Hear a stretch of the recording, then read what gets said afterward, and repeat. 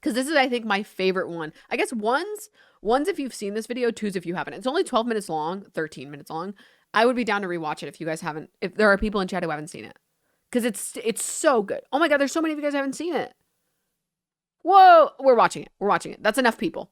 That is enough people that haven't seen it that we're watching it. Never heard of that term? Oh my God, your life is going to change after this video.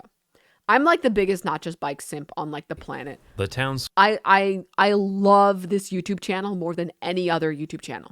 It's my favorite YouTube channel. square. All of these things have something in common. Let me start the video over. The pub, the cafe, the town square. All of these things have something in common. They're not home, they're not work, they're something else. They're a secret third thing. Enjoyable public places where you can meet friends, socialize, or maybe just people watch, as long as you're not being weird about it. But these places are becoming more and more scarce. And in car-dependent suburbia, they've been erased almost completely, and that's a problem. Have you been to Europe before? No, I really want to go, but it's just not in my work schedule right now to do that. In the 1980s, sociologist Ray Oldenburg described a concept that has existed in cities for centuries, the third place. He defined this as a place nearby that isn't the place you live, the first place, nor the place you work, the second place. The third place is a free or relatively low-cost spot to hang out and talk. Some examples of third places are French cafes, Japanese bathhouses, libraries, churches, and community centers. When we lived in Riverdale in Toronto, Rooster Coffee was a very popular third place for people who lived nearby. The classic third place in the UK is the local pub, which most people just call their local. I've had a local in most places I've lived. Now, I'm not going to talk about my current local because I don't need you internet weirdos showing up there every night, but this was our local when we lived in central London. That's real London, not fake London.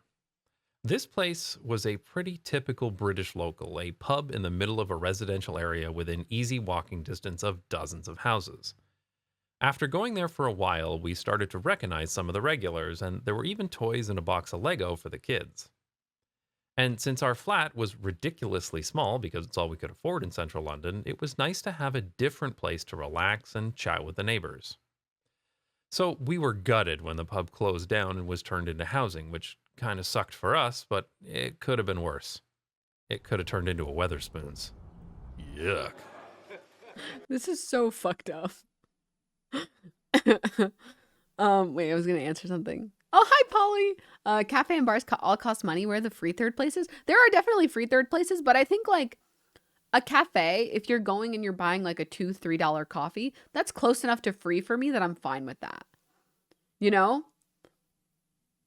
Like, I just want more like cafes with lots of seating.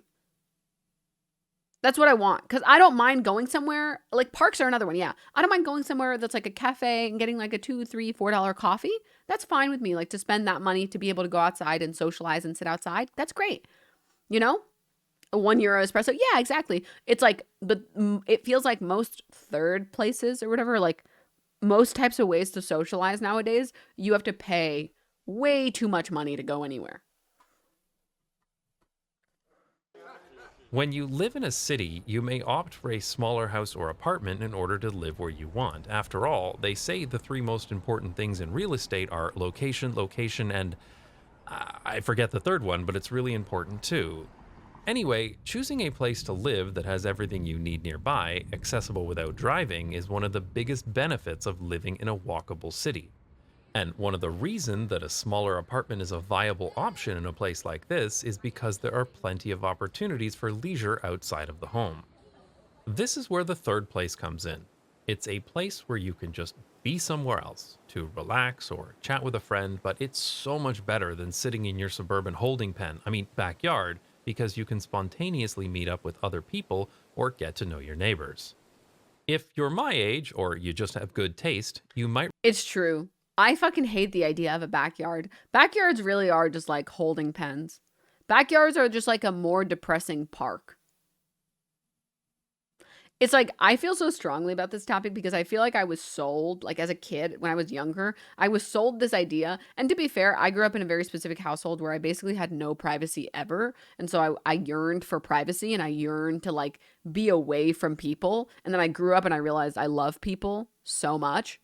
But I feel like I was sold this idea that like you need to be this individualistic person. You need to have your own room, your own apartment, your own this, your own backyard. Like this is your space and you have to prioritize your space above everything else. And it's like, nah, dude, houses are supposed to be the place that you go home, chill, eat food, maybe host friends, and that's it. You're not supposed to spend your time at home, you know?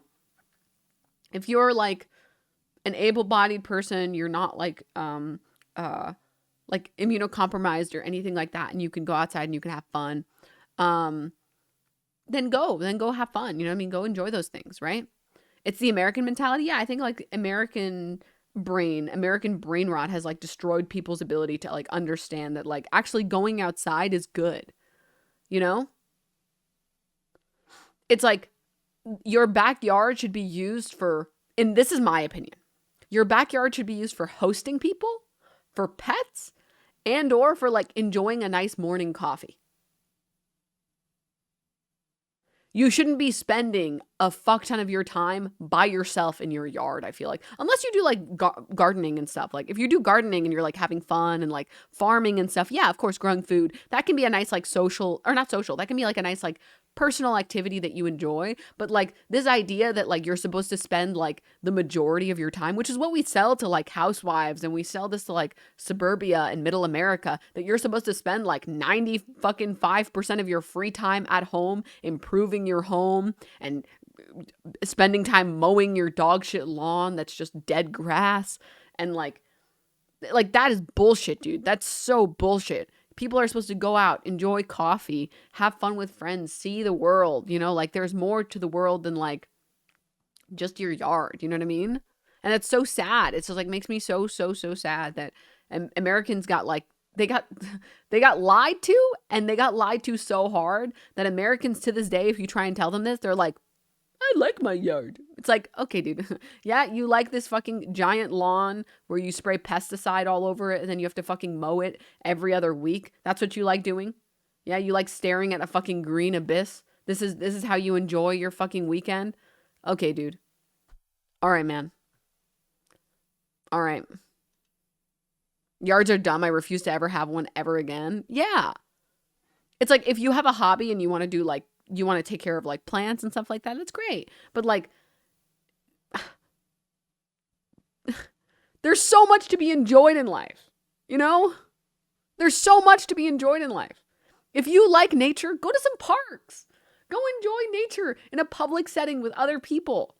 I don't like this like cubicle system that we've designated to everyone, that you have to have your own little slice of everything in your own home, in the comfort of your own home. You know what I mean?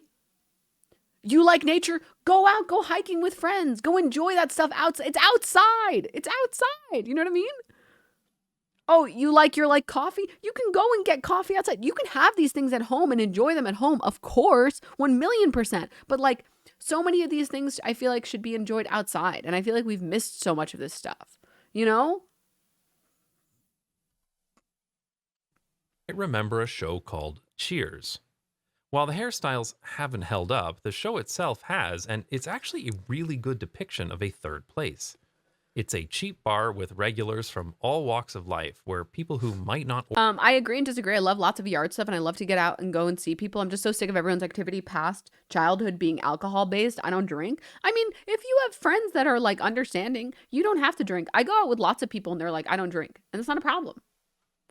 It's not a problem. I have people who like their body, like they like literally have like a bad response to alcohol anytime they drink. No one ever pressures them to drink. They're like, oh yeah, you don't drink. What do you want? Like a water or soda? They're like, yeah, that's good for me. You know? Or there's people that are like, I'm cutting right now. I don't want to drink. Or religious reasons. I don't want to drink. You know what I mean? Like you can go out and hang out with people and like they should be able to respect your boundaries if you're saying, I don't want to drink. Right? And also you can go to cafes and there are other things that can be done. You know what I mean? There's many kind of bars. Yeah. ordinarily talk to one another can form relationships. It's a place where an erudite blowhard psychologist like Fraser will hang out with a small town country boy like Woody. These guys have nothing in common. Checkmate. That's my king. Except their third place. Third places aren't valuable just because it's fun to hang out and chat, which of course it is, but third places fulfill other vital social functions too. They create social cohesion by bringing groups of people together that wouldn't ordinarily mix. For example, a mechanic could meet a financial advisor and exchange each other's services. Sociologists often talk about relationships that they call Emily. weak ties, or what normies call the people you kinda know. One thing these researchers consistently find is that Oh, many yeah. people get To be jobs. clear, this is the most goated strategy on the planet, by the way. Here's a tip, chatter. If you feel awkward about not drinking, just get a cup with literally anything else in it and not a single person will question you. I do this. If I don't want to drink, but like I don't want people to ask me if I'm drinking, or I don't want people to tell me to drink or whatever, I just pour like a Coke into like a fucking red Solo cup, or like I just get a Coke or whatever, and I'm just like, there we go. I have something I can sip on. And everyone else gets to drink their alcoholic beverage, but I don't have to. And no one is going to give a fuck. Like, no one's going to question it. No one's going to ask me anything, you know? Jobs through their weak ties. It makes sense when you think about it. I've heard about lots of job opportunities through acquaintances. But when I'm just hanging out at home with my kids, nobody pops in to discuss my career objectives. Third places also build neighborhood unity and trust. According to the American Community Life Survey, 81% of Americans who hang out with people they recognize in a third place say they trust their neighbors, while only 66% of people with no third place trust theirs. Whoa. So a third place That's crazy. can make neighbors less suspicious of one another, kind of like the polar opposite of the Nextdoor app. Third places are also the first spots that new residents in a city might make friends or social connections, and they're essential points of connection for aging adults who lack social opportunities after retirement. Another unexpected benefit of third places is their utility in an emergency. As community hubs, they're often the first places that can help after a disaster. Baltimore and Minneapolis are two North American cities creating resilience hubs in trusted third places like civic centers and churches. After a flood or fire, community members can access informal assistance at a familiar location faster than they'd be able to wait for national aid. In much of North America, however, easily accessible third places have almost completely disappeared. One reason is that zoning makes it nearly impossible to build anything other than single-family housing in huge swaths of the United States and Canada. It's hard to visit your neighborhood pub when your neighborhood isn't allowed to build a pub. Finding a third place is even harder if you live in a city with strict loitering laws. Loitering is defined differently in different places, but the most broad definition is lingering in a public place for an extended amount of time with no apparent reason. In other words, hanging out. Exactly the kind of thing you'd want to do outside of home, work, or school. When I was a teenager, we'd get kicked out of public parks, so we literally just walked around suburban neighborhoods and competed to see how many keep-off pesticide use signs we could steal. Yeah, I'm serious. That's literally what I did for several years of my life. My third place was suburban grass lawns recently sprayed with pesticides. Lacking public space, many suburbanites try to recreate a third place, but in their own private fiefdom. Good country. Good country. Okay, here's what I was trying to say. Okay, everybody pay attention. Everyone who was disagreeing with me about the yards, you don't have to take it from me. Take it from this guy, okay? Listen to this guy saying it. All right, you ready? You guys ready? You guys ready? Taking out your notebooks? Okay, listen. In public space, many suburbanites try to recreate a third place, but in their own private fiefdom. Here's the major problem You with your might have backyard. a neighborhood barbecue in your backyard, join a private social club, or God forbid, build yourself a man cave. And the kids will play on their own in your own backyard instead of playing with other kids in your local park. But all of these lack the important characteristics of a true third place. You're unlikely to run into anyone you don't know, and you're almost certainly not going to meet anyone who isn't demographically similar to you. Most suburban There we have it.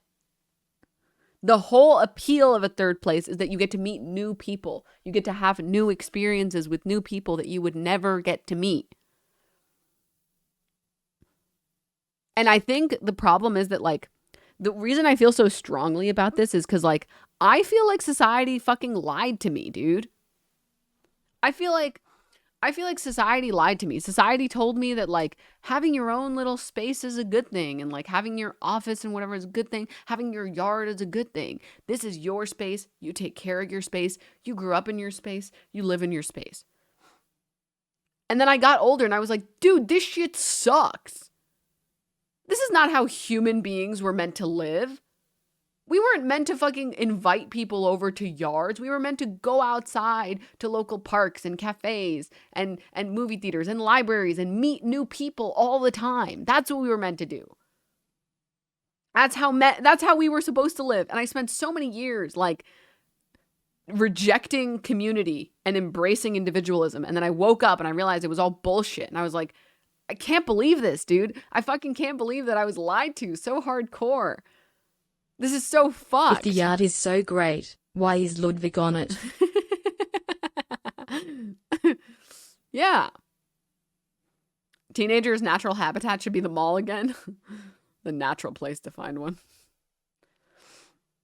But yeah, like I just, you know what I mean? You should like, there's like, and here's the thing, before anyone, by the way, if you write something in chat like, but I like my yard, but I like to stay home sometimes. But what about me, Denims? I like to be at home sometimes by myself. Listen, I will ban you, okay? Because I never said you can't enjoy alone time. I think alone time is very important. In fact, some people desperately need to spend more alone time, just spend time with themselves. But we were not meant to spend 7 days a week by ourselves in our fucking yard, hanging out with the 1 or 2 or 3 or 4 people we know. We were meant to go out and meet new people all the time and get out of our comfort zone all the time and constantly be growing and changing and learning as people and experiencing new experiences. And you spend your alone time. You have your alone time. You take your like, I need, before I keep going, but with crime, how it is, we can't have things like that. You are the biggest dumb fuck on the planet. It's actually crazy. Bro, I got a bridge to sell you. Bro, I got a bridge to sell you. It's really cheap right now. You know, like the housing market is crashing. Many people don't know this, but the bridge market is also crashing. I'll tell you what, I'll sell it to you cheap, okay? 5 gift subs and it's yours. Okay, I'll send the deed over immediately, okay? Since you're so gullible that you're willing to believe like this bullshit, you gotta be gullible enough to buy a bridge for 5 subs, right, man? Right? Anyways, going back to what I was talking about. I am the perfect example of this. Like, I love hanging out with people. I love hanging out with people so much. Sans HRT dealer, thank you for the 5 gift subs. Stop, thank you. Easiest bridge acquisition of my life. Denims, I flip bridges for a living. You're correct. The bridge market is collapsing pretty hard. What was I talking about? I'm trying to think. I was saying something. You guys fucking bridges. 3rd place. Right. Yes. In my opinion, I think I'm like the perfect example of this. Okay. I think I am the absolutely perfect example of this, where I love to hang out with other people. I love it. I am such an extroverted person. Like, I'm like Pesticides make my grass taste delicious, don't shame me. The introvert extrovert meme. What the fuck, lemon pepper? The like somewhere in the middle or whatever. And I love hanging out with people. People are so much fun. They have like a bunch of stories to tell you, and they have like a bunch of life experiences, and they know things you don't know, and they have different perspectives on things. You can learn so much from people, and you can have so much fun with other people. You know what I mean? But I get burnt out really fast. Like, my social battery, after like probably 4 to 5 hours, my social battery gets killed. And I'm like, I need to go home and get in bed and watch some YouTube and play some RimWorld. I just need to do that for a couple hours to like recharge. And then once I'm recharged again, I'm like, I need to go outside again. Let's go outside. I'm not saying like, you want to stay home? You're a fucking loser. It's like, dude, I'm on Twitch. Do you think I just got on Twitch as an extrovert that goes outside all the time? No, dude. I got on Twitch because I'm a loser that likes to stay at home on my computer, okay? But I also think we should want to go outside and we should want to experience the joys of life outside. You know what I mean? Like, you can have both. You can have both. You know what I mean? I'm just simping hardcore for going outside and for third places because I feel like they don't get a good enough rep. And I don't feel like enough people realize like how brainwashed we are, how like Americans, I don't know, Canadians don't interact, I guess, but how brainwashed Americans are into thinking that like we were meant to live this like individualistic lifestyle in our cubicles. You know what I mean? Like that's not what we were meant to have. That's not what we were meant to do. If we're separated, we're less likely to come together and unionize. So when something goes down, the usual response is like, damn, that's crazy. Yeah. So it's like you can have your alone time. You should have your alone time. You should have time that you work on yourself, that you spend by yourself, with yourself. But that should never be like a substitute for going outside and meeting new people and experiencing new things. You know? The individualistic bullshit garbage fucking sucks. It sucks so bad. You know? Cubicles, Pepe spit. They want us to return to the office. Fucking crazy boomers. Yeah. Have you seen Severance? I'm going to be honest. I watched the first episode the other day. It's a little too My phone just went off. It's a little too artistic for me. There was like a 10-minute. It was not 10 minutes. It was like a 3-minute shot of like the main character walking down a hallway. And I'm like, I'm going to finish the episode. This is a little too artistic for me. It's a little too indie for me. I'm sure it's amazing. And if you like that, you like that. It's not, maybe it's not for me. You know what I mean? Maybe it's not for me. I did start watching Succession. I think the plot, I'm 3 episodes into Succession. Okay.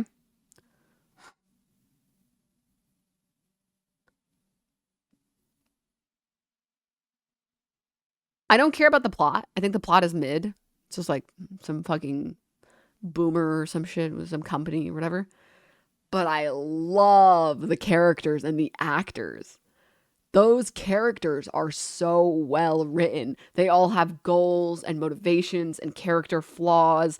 And like they're so consistent. They're good characters. Like the main character's like internal conflict and like constant back and forth swinging between thinking he needs to be more like a douchebag like his father versus being less like a douchebag, not like his father. It's so well written. It's literally based on Rupert Murdoch. I mean, I believe it. The characters are amazing in Succession. The plot, give or take. I don't really care about the plot that much, but the characters are just absolutely amazing. They're absolutely so good. Succession is pretty much about meritocracy being a lie. Oh, of course it is. It doesn't even have to be a bar or a cafe. A few years ago, I took dance classes and became friends with people there, and we just go to school to hang out. It became our third place. Yeah. Third places can be anything, you know? Like, it doesn't, like, the third place just has to be something that's easily accessible for people that live and work in a specific community. That's it. That's the only requirement for a third place. But we will get back to let's finish this video because it's a really good video.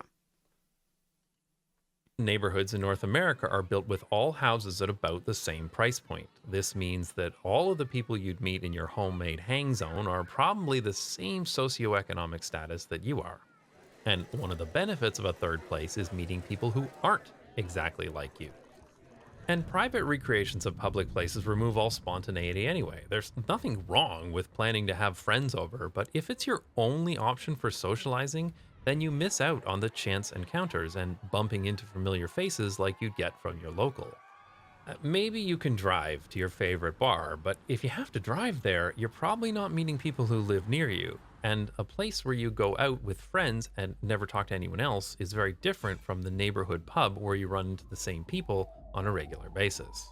Plus, if you have to drive there, you can't hang out all night getting absolutely sloshed, or at least you shouldn't.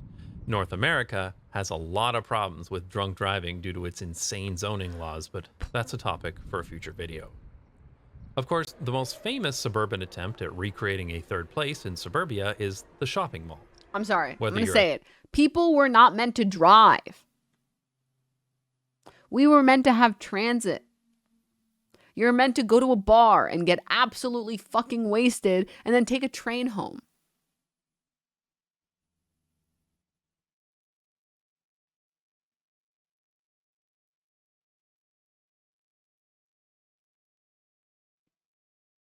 Or a bus or whatever. Like, what?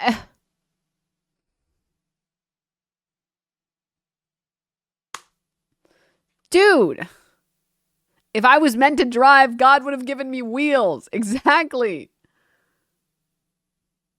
We were not meant to do this. We were not meant to live this way, okay? Civilized cities have the trusty go straight into the mall and back. True. Not even a train, you can just walk home. Oh yeah, I mean like the ideal is that you can walk home. My grandma was a bike actually. Like it's just so fucked, dude. It's like so fucked up.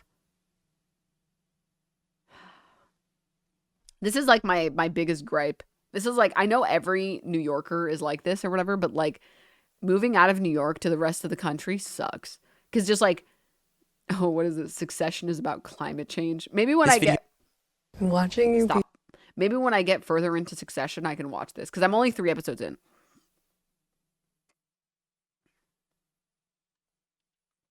I just moved to New York. It's amazing. It's like, you were... That's how people were meant to live, okay? That is how people were meant to live. All right? You were meant to just go out and hang out with friends. Get a coffee. Sit in a park. Have a picnic in Central Park. Enjoy yourself. Enjoy the amazing weather. Go to the Met for free.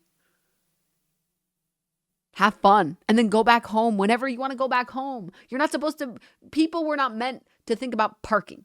We were not meant to think about driving. We were not meant to think about tickets. That's not what human life is about, okay? I hate cars so much. I hate them so much.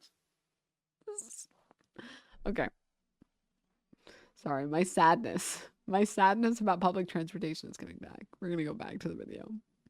New York City is magical that way. Everything is so close and so cool and so many interesting people. It's so sick, dude. God made cars to test us. I'm done being tested. Please. Please. Stop testing me. Stop giving your hardest battles to your silliest clowns. Please. I'm moving downtown Denver soon. I'm so excited to be able to use my bike to go places. I know. I love driving. I just love driving. I want public transport so bad to make it easier to drive. And like, here's the thing, like this is coming from someone who actually really enjoys like being a passenger in a joyride. It's like there nothing beats, in my opinion, an empty road at night, blasting some pretty good like synth. Okay? Opening the windows and relaxing. You know? Is that not the term? Is it not called joyride? Is it called something else?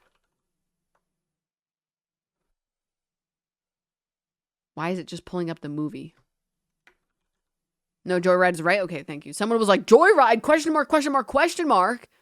I was like, did I use the wrong one? Yeah, like cruising, you know? Driving is only fun when you aren't using it to get to places. Exactly. Driving for the purposes...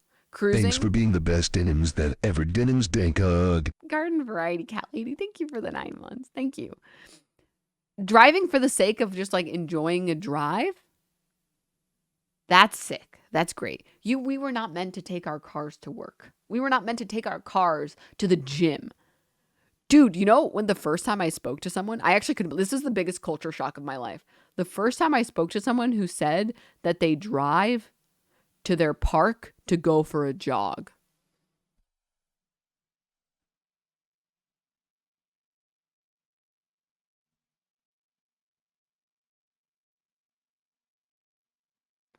I like, something in me changed that day.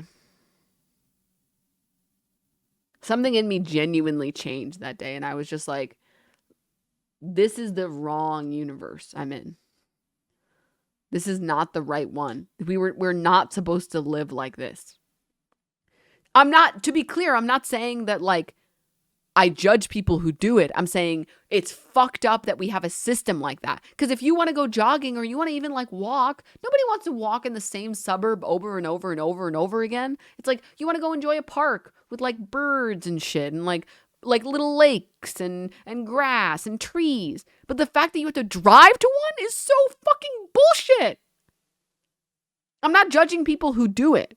In fact, I'm saying I would do it too if I had to do it. But it's fucked up that you have to do that.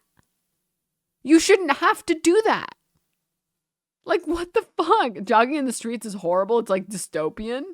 Hate the game, not the gamers. Exactly. So sad.